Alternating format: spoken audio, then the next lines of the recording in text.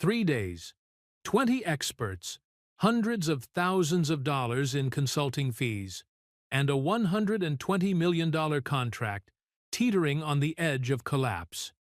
Inside the top-floor boardroom of Harrison Robotics, the air was as heavy as the fog over San Francisco Bay. Error charts bled red, and tangled lines of code flickered across a massive LED screen like a stubborn storm that refused to clear. Just when everyone seemed ready to accept defeat, the door eased open. A man in a faded gray uniform stepped in, a mop in his left hand, one earbud dangling from his ear. He glanced up at the whiteboard, narrowing his eyes, as if he'd just spotted something no one else could see. This was Daniel Hayes, the night shift janitor of the building, and in the next few minutes, he would do what 20 experts could not: turn the entire situation around with nothing but a marker and a few strokes.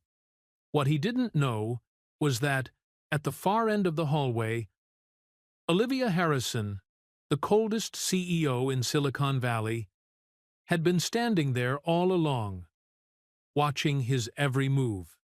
And what she was about to do next, it would change both their stories forever. The sound of heels clicked steadily against the polished wooden floor, cutting through the tense murmurs of engineers struggling to find a solution. Olivia Harrison, 42, stood at the head of a long conference table cluttered with laptops, papers, and cups of cold coffee. Her black hair was pinned in a tight bun, her charcoal gray suit tailored to precision, and her eyes sharp as blades swept across every face. "We've spent 3 days, held 6 emergency meetings, and burned through $500,000 in consulting fees. And what do we have now? A mess." Her voice was as cold as the morning wind over the Golden Gate Bridge. No one spoke, sweat-dotted foreheads. Some stared down at their screens, avoiding her gaze. On the massive LED board, error charts glowed crimson, and lines of chaotic code flickered like a portrait of failure. Olivia took a breath, stepped toward the door. 5 minutes. I want a solution, not another apology. The door closed softly behind her, leaving the bitter smell of burnt coffee and the crushing weight of pressure. Out in the hallway, Daniel Hayes bent down to pick up a soda can that had rolled out of an overfilled trash bin. His faded gray uniform, worn-out shoes, and one dangling earbud made him look like any other night janitor. But his eyes weren't on the trash. They were locked on the whiteboard inside the conference room, where a tangle of equations waited like a riddle begging to be solved. Daniel, 36, night janitor at Harrison Robotics. Few knew he had once been a top AI student at Stanford University, first in his class, until life handed him a far harder test: the sudden death of his young wife and raising their 3-year-old daughter, Emily, alone. When the lights in the conference room still burned, but the engineers had left in silence, Daniel stepped inside. He set his mop in the corner and walked up to the board. The equations sprawled across it like a battlefield, twisted logic loops and distorted data sets. He raised his cleaning rag, then stopped. "Wait," he murmured. It wasn't textbook logic, it was instinct. Something was wrong at the very foundation of the model. He picked up a red marker, sketched a sigmoid curve, circled 2 swapped variables, and underlined a misweighted node. Then he stepped back, arms crossed, and nodded. "They've been looking at this backwards." A woman's voice came from behind him, calm, but laced with steel. "And you think you've got it, right?" Daniel turned. Olivia Harrison stood in the doorway, her gaze cold but studying him closely. "I wasn't trying to mess with anything," Daniel said quickly. "Just saw something off." Olivia stepped closer, her eyes fixed on the red marks. Without another word, she pulled a tablet from her pocket, entered the adjustments exactly as Daniel had drawn them. 8 seconds passed. Accuracy up 18.4%. Error reduction over 60%, she said flatly. For the first time, her eyes lingered on him. Daniel Hayes. Position: night janitor. Education: Stanford, left in junior year. Status: widower, single father to a 6-year-old daughter. Do you understand what you've just done? Daniel shrugged lightly. I wasn't trying to step on anyone's toes. Just figured, if the bathtub's clogged, don't pour in more hot water. Try unclogging the drain first. The corner of Olivia's mouth twitched, not quite a smile, but warmer than ice. Tomorrow, 8 a.m., conference room C. You'll be on the observer list. I don't need to. This isn't a suggestion, Mr. Hayes. It's an instruction. Daniel opened his mouth to mention Emily, but Olivia was already turning away. Before disappearing through the door, she added, Give your daughter one more reason to be proud of her father. He stood there, frozen for a moment. He looked at the red scribbles on the board, then at the mop in the corner, and let out a small chuckle. Guess you're getting a raise, old friend.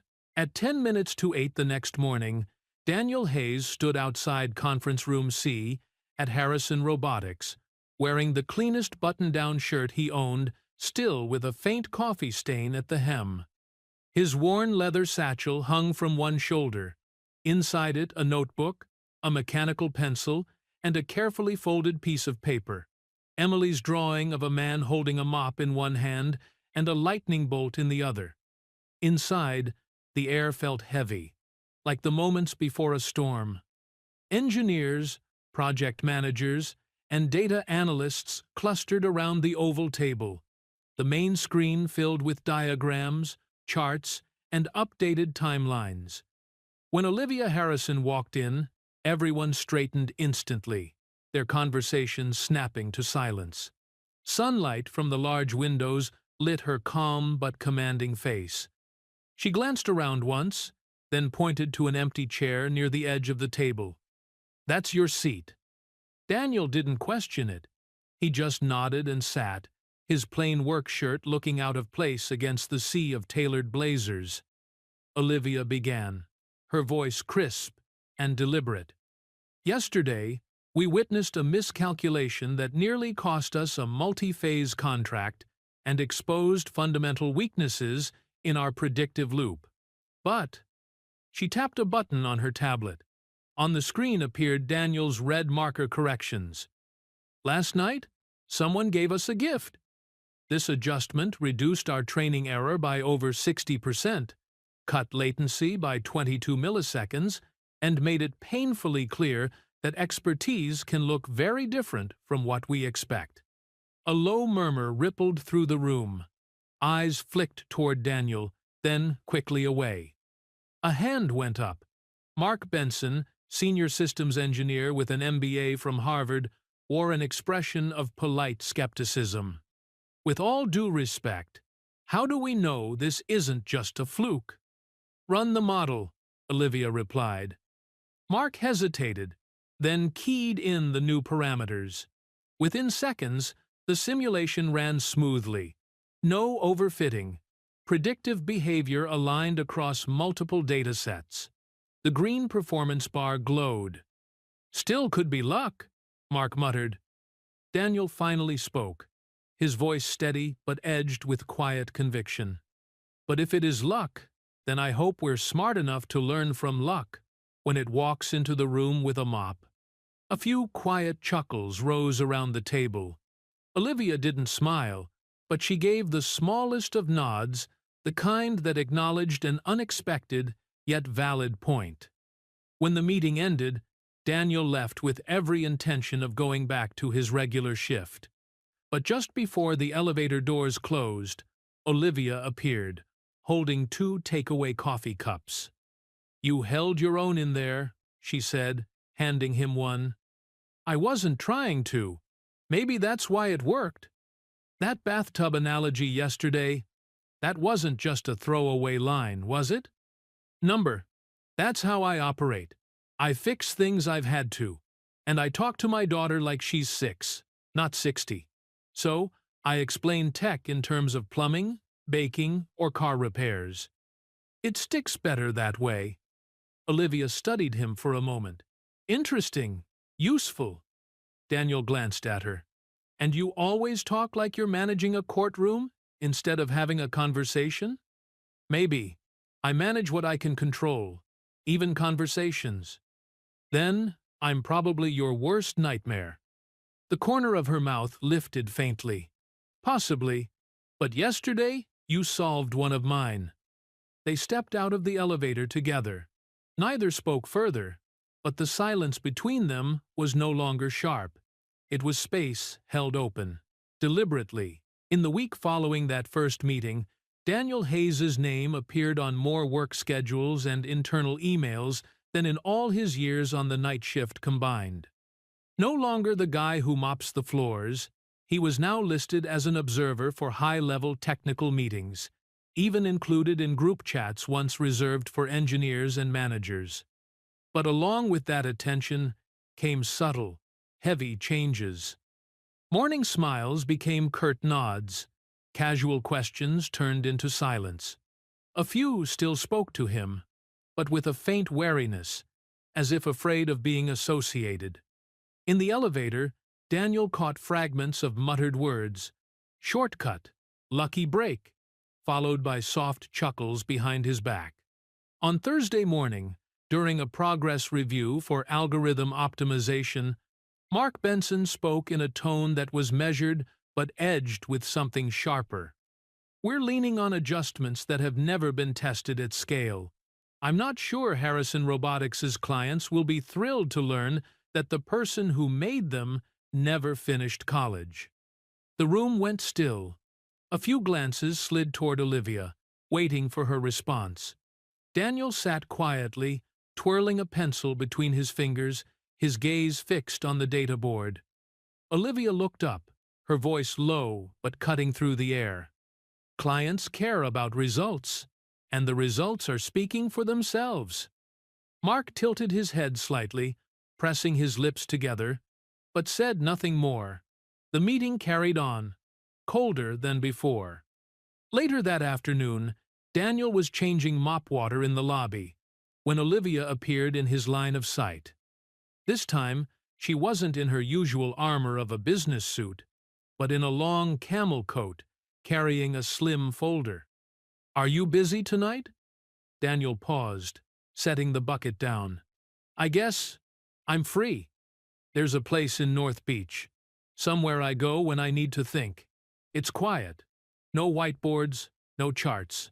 Come with me. He looked her straight in the eye. Is that an invitation or an order? You can take it however you want. North Beach at night carried the scent of ocean air mingled with roasted garlic drifting from the Italian restaurants lining the street. The place Olivia chose sat on a corner, its warm golden light spilling through frosted glass. Inside, mismatched wooden tables and worn leather chairs filled the room. Small oil paintings hung between wine racks. From behind the bar, an old radio played Chet Baker's mellow trumpet. Olivia was already seated at a table by the window, her back lightly against the wall. Her hair was down, soft waves resting on a pale gray sweater. For the first time, Daniel saw an Olivia without her armor. You look different without the mop, she said, the corner of her mouth lifting. And you look different without the whole company on your shoulders, he replied, pulling out the chair opposite hers. They sat in a silence that was almost comfortable, broken only by the clink of silverware and low laughter from a nearby table. The waiter brought garlic-buttered bread and glasses of deep red wine. Olivia was the one to break the quiet. Do you know the real reason I ask you here? Daniel tilted his head, half teasing. You like watching a guy out of his depth wrestle with a wine list? She smiled faintly, shaking her head. Because I realized it's been 3 years since I've had a real conversation. Not a report, a negotiation, or a signing. I mean the kind where someone actually asks, "How was your day?" and wants to hear the answer. Daniel leaned in slightly. "Sounds like you need a new schedule. Or a therapist." "Tried that. He quit after the second session. Said I made him anxious." Daniel laughed, a full, unfiltered laugh that made two diners glance over. Olivia looked at him, surprised for a moment, then returned a genuine smile. "There," Daniel nodded. "The human part of the iceberg. You always talk like this?"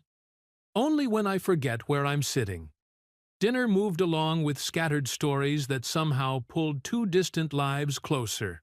Childhood in San Jose, Emily's uncanny ability to win any argument, a battered college book Daniel still kept, the movie Olivia had walked out of because she couldn't stand the ending. When Daniel spoke of cold winter mornings scented with cinnamon that brought back his wife's voice, Olivia stayed silent. She answered with a story about her mother, a woman who taught her that emotion is a luxury in a suit. Outside, a light fog was slipping through the streets. When they left the restaurant, the ocean breeze was sharp, but their steps slowed, as if neither wanted the night to end. At the corner where they parted, Olivia said, "Tomorrow, I want you in a more important meeting. Be ready. And don't be surprised if some people aren't happy you're there." Daniel simply nodded. But as she walked away, he knew one thing for certain. This was no longer just a CEO and janitor dynamic. Something between them was shifting. The next day, a thin veil of fog hung over San Francisco like a white curtain. Harrison Robotics was already lit from early morning, the blue glow of server screens pulsing like the steady heartbeat of a giant machine. Daniel Hayes stepped out of the elevator onto the 21st floor, where the strategic conference room was located. Unlike his first day, today he wore a brand new light blue shirt, the collar still bearing faint store creases. In his pocket, the small, lucky stone Emily had given him remained in place. The moment he entered the room, he felt the difference. A long oval glass table stretched nearly the length of the space, a massive LED wall displaying a global map of AI projects. Around it sat the most powerful figures in the company: product heads, lead engineers, the CFO, and even board representatives. The low murmur of conversation ceased as Olivia walked in. She didn't sit immediately, but gestured toward an empty chair near the end of the table. "That's your seat." Mark Benson raised an eyebrow, his displeasure barely hidden as Daniel sat down. Olivia opened the meeting. "We're here because the neural lag issue, the latency in our machine learning loop, still hasn't been fully resolved. So far, no one's found a viable solution." A new slide appeared on the screen, showing Daniel's revised model. Olivia continued, "This is the optimized version," Hayes proposed. Mark folded his arms, speaking in a detached tone. "We've reviewed it. The logic is sound, but we won't be implementing it." Olivia tilted her head. "Reason? It's untested at scale, no precedent.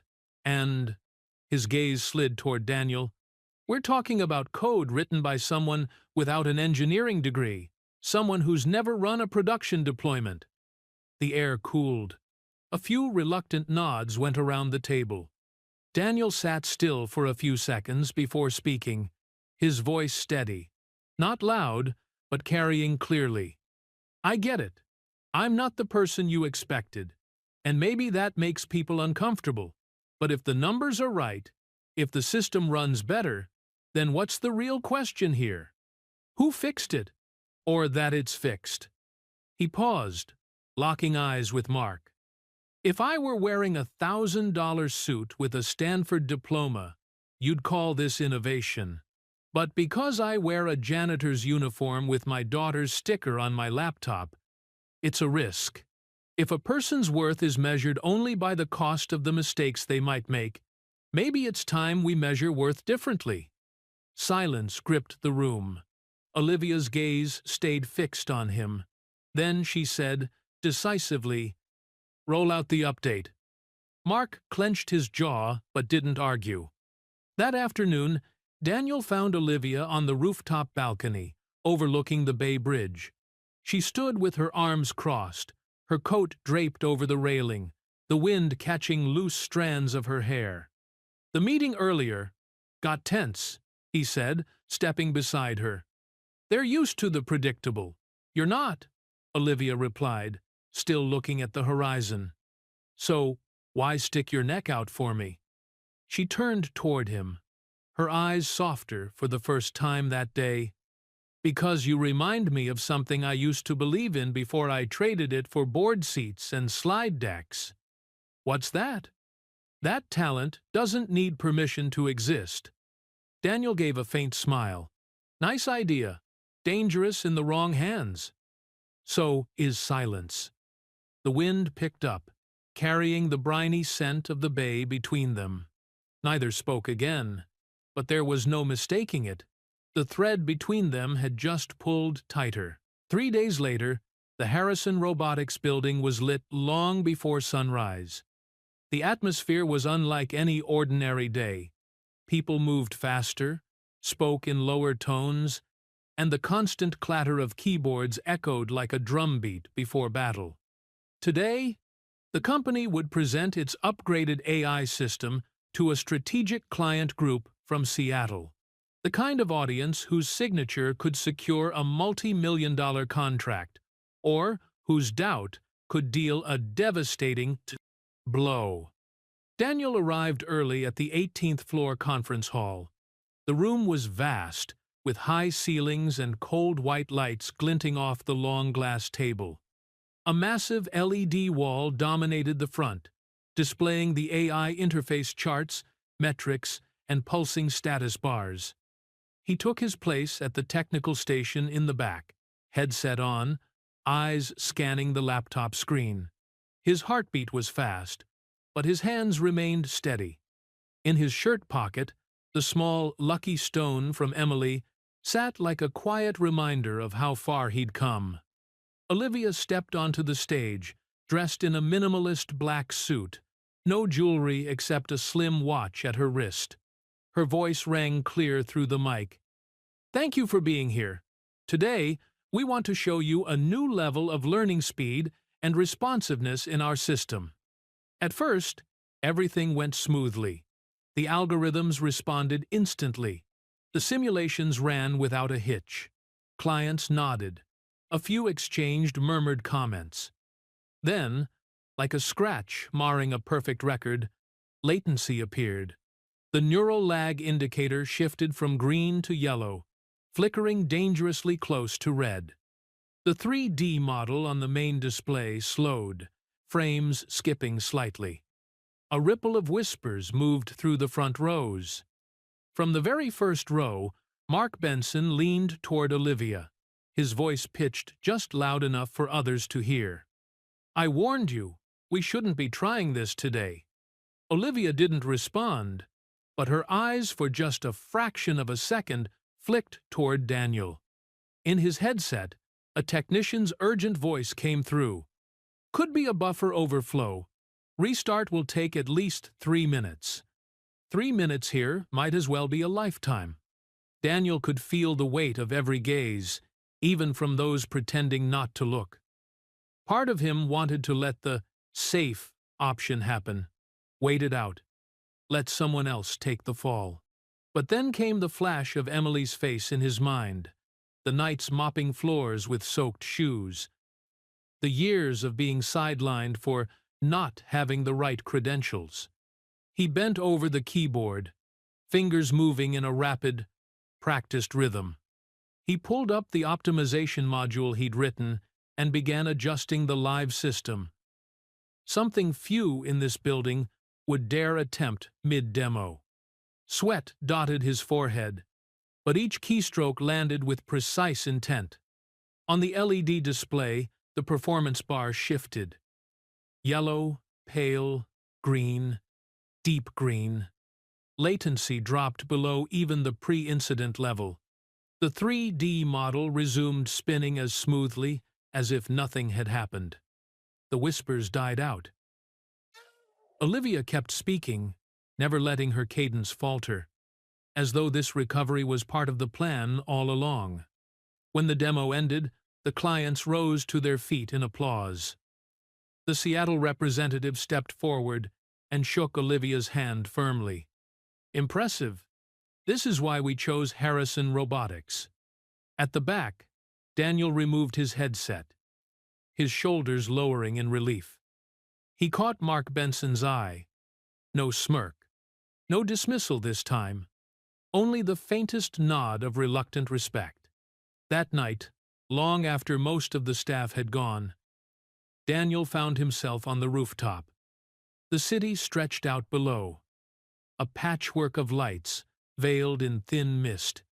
The Golden Gate Bridge glowed in the darkness, its reflection rippling in the black water.